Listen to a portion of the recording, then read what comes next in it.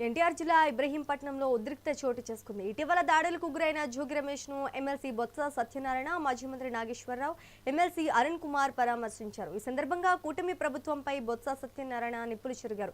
నేతల ఇళ్లపై దాడులు చేయడం ప్రజాస్వామ్యమా అని ప్రశ్నించారు.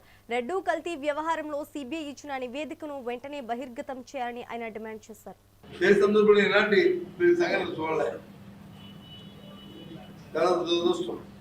సంఘటన పూర్తిగా తీవ్రంగా ఖండిస్తున్నాం.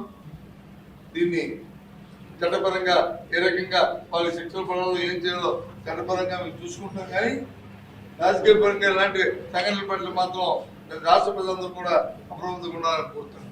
ఈ ప్రభుత్వం చేస్తున్న ఇలాంటి దుర్మార్గం ఆలోచనతో ప్రజా జీవితాలకు ఏ విధంగా ఆటం కలుగుతుందో ఒకసారి పరిశీలించుకోవాలని చూస్తాం అని కోరుతున్నాను.